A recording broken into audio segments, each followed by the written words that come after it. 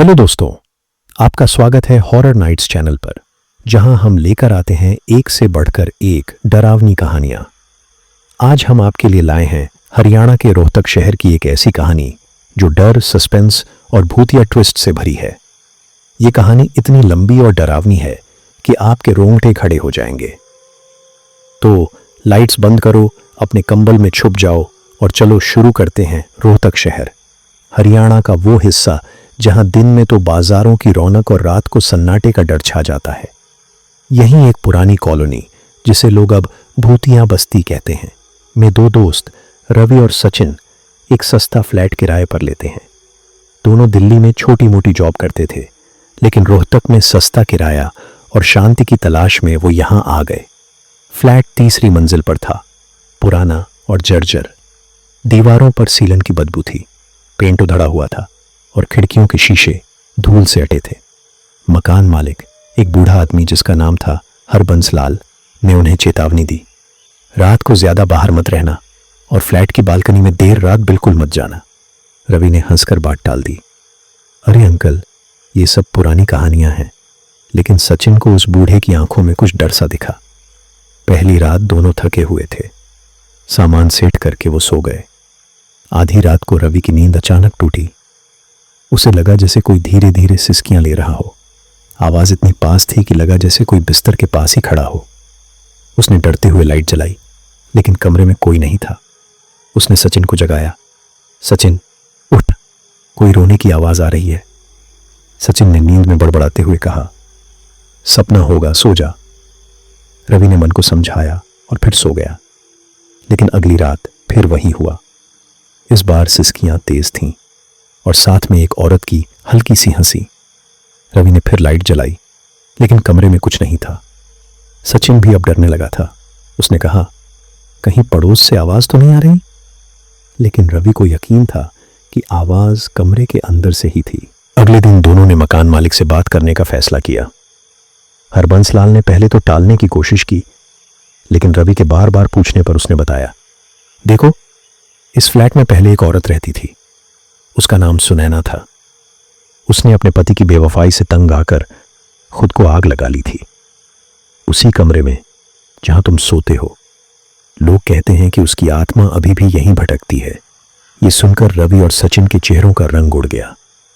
रवि ने हंसकर बात को टालने की कोशिश की, भूत वूत कुछ नहीं होता अंकल, ये सब अफवाह है। लेकिन सचिन को यकीन हो गया था कि कुछ तो गड़बड़ है। उसने रवि से कहा, क्यों ना हम कोई और फ्लैट देख लें? लेकिन रवि ने मना कर दिया, अरे इतना सस्ता फ्लैट कहाँ मिलेगा, थोड़ा डर लगेगा, फिर आदत पड़ जाएगी। लेकिन अगले कुछ दिन और अजीब होते गए। रात को कभी किचन से बर्तनों की गिरने की आवाज आती, तो कभी बाथरूम से पानी टपकने की। एक रात रवि ने देखा कि उसका लैपटॉप अपने आप चालू हो गया। स्क्रीन पर एक औरत की धुंधली सी तस्वीर उभर आई। उसका चेहरा जला हुआ था और उसकी आंखें रवि को घूर रही थीं। रवि चीख पड़ा और सचिन को जगाया, लेकिन जब सचिन ने लैपटॉप देखा तो स्क्रीन खाली थी। सचिन ने कहा, रवि, तू ठीक तो है ना? कहीं तुझे भ्रम तो नहीं हो रहा? रवि गुस्से में चिल्लाया, मैं पागल नहीं हूं, मैंने जो देखा वो सच था। धीरे धीरे रवि का व्यवहार बदलने लगा। वो चिड़चिड़ा हो गया। दिन में भी उसे लगता कि कोई उसे देख रहा है। वो अक्सर बड़बड़ाने लगा, जैसे कोई उससे बात कर रहा हो। सचिन को शक होने लगा कि रवि परेशान है। एक रात सचिन ने देखा कि रवि बड़बड़ाते हुए बालकनी की तरफ जा रहा है। उसने रवि को पकड़ा और पूछा, क्या कर रहा है? रवि ने एकदम डरावनी आवाज में कहा, वो मुझे बुला रही है, सुनैना। वो कह रही है कि मैं उसके साथ आग में जल जाऊं। सचिन के रोंगटे खड़े हो गए। उसने रवि को जबरदस्ती कमरे में लाकर बिठाया, लेकिन रवि बार बार उठकर बालकनी की तरफ जाने की कोशिश करता। सचिन ने अगले दिन अपने एक दोस्त विकास को फोन किया, जो एक पंडित को जानता था। विकास ने अपने गुरुजी पंडित रामस्वरूप को बुलाया। पंडित जी ने फ्लैट में कदम रखते ही कहा, यहां बहुत भारी नकारात्मक शक्ति है। ये आत्मा बहुत गुस्से में है। उन्होंने रवि को देखा, जो अब पूरी तरह बेकाबू हो चुका था। उसकी आंखें लाल थीं और वो अजीब अजीब बातें चिल्ला रहा था। मुझे छोड़ दो, मैं सुनैना हूं, मैं सबको जलाऊंगी। पंडित जी ने हवन की तैयारी शुरू की। उन्होंने फ्लैट के चारों कोनों में नमक और लाल मिर्च की रेखाएं खींची।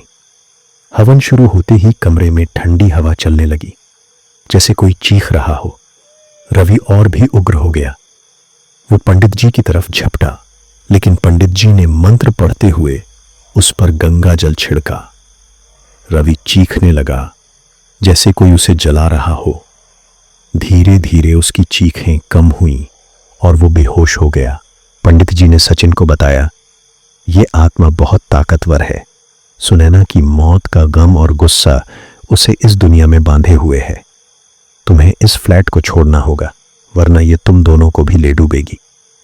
सचिन ने रवि को तुरंत हॉस्पिटल पहुंचाया, जहां वो कुछ दिनों में ठीक होने लगा। लेकिन रवि अब पहले जैसा नहीं था। वो हमेशा डरा डरा रहता और उसे रात में आग का सपना आता। सचिन ने मकान मालिक से फ्लैट की पूरी सच्चाई जानने की ठानी। हरबंस लाल ने आखिरकार बताया, सुनैना का पति उसे रोज मारता था। एक दिन उसने उसे छोड़कर दूसरी औरत के साथ भागने का प्लान बनाया। सुनैना ने गुस्से और दुख में खुद को कमरे में बंद करके आग लगा ली। उसकी चीखें पूरी कॉलोनी ने सुनी थी, लेकिन कोई उसे बचा नहीं सका। मकान मालिक ने यह भी बताया कि सुनैना की मौत के बाद कई किराएदार आए, लेकिन कोई ज्यादा दिन नहीं टिका। कुछ ने तो कहा कि उन्हें रात में एक जलती हुई औरत दिखती थी जो उनकी तरफ चीखती थी। सचिन और रवि ने फ्लैट छोड़ दिया और एक नया घर ले लिया। लेकिन कहानी यहीं खत्म नहीं हुई। कुछ महीनों बाद सचिन को पता चला कि उस फ्लैट में अब एक नया किराएदार आया है। उसने सोचा कि शायद पंडित जी के हवन से आत्मा चली गई होगी। लेकिन एक रात जब वो उसी कॉलोनी से गुजर रहा था, उसने उस फ्लैट की बालकनी में एक औरत को खड़ा देखा। उसका चेहरा जला हुआ था और वो सचिन को घूर रही थी। सचिन के हाथ पैर ठंडे पड़ गए। वो तेजी से वहां से भागा, लेकिन पीछे से एक ठंडी हंसी की आवाज आई, तू भले ही चला गया, लेकिन मैं यहीं रहूंगी हमेशा। सचिन ने उस रात के बाद कभी उस कॉलोनी की तरफ मुड़कर नहीं देखा। लेकिन कुछ हफ्तों बाद विकास ने उसे फोन किया और बताया कि उस फ्लैट में नया किराएदार भी अब अजीब हरकतें करने लगा है। विकास ने यह भी बताया कि कॉलोनी के कुछ लोग कह रहे हैं कि सुनैना की आत्मा सिर्फ उस फ्लैट में नहीं, बल्कि पूरी बिल्डिंग में भटकती है। सचिन को अब डर लगने लगा कि कहीं वो आत्मा उसका पीछा तो नहीं कर रही। उसने पंडित जी से दोबारा संपर्क किया। पंडित जी ने कहा, सुनैना की आत्मा को शांति नहीं मिली है। उसका गुस्सा सिर्फ उसके पति तक सीमित नहीं है। वो हर उस इंसान को सजा देना चाहती है जो उस फ्लैट में रहता है। पंडित जी ने सचिन को एक आखिरी उपाय बताया।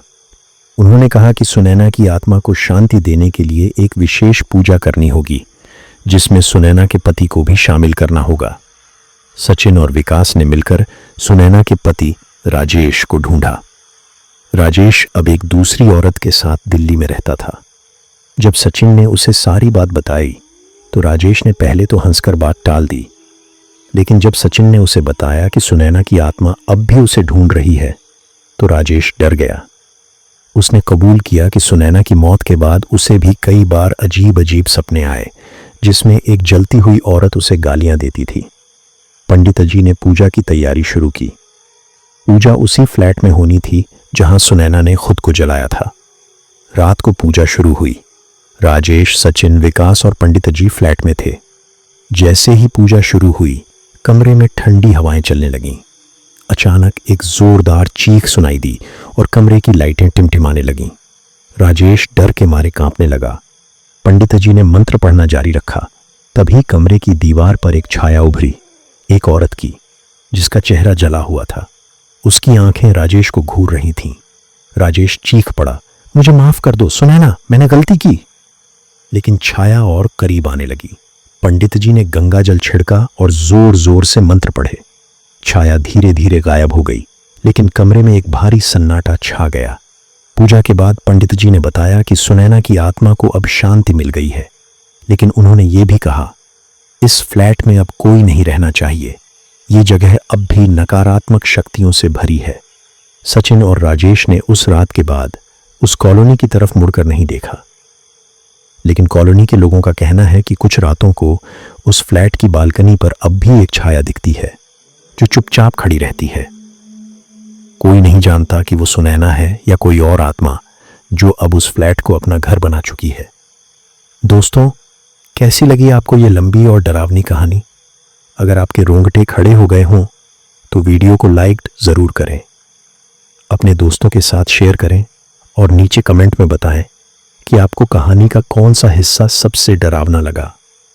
और हाँ, ऐसी ही भूतिया कहानियों के लिए हमारे चैनल हॉरर नाइट्स को सब्सक्राइब करना ना भूलें।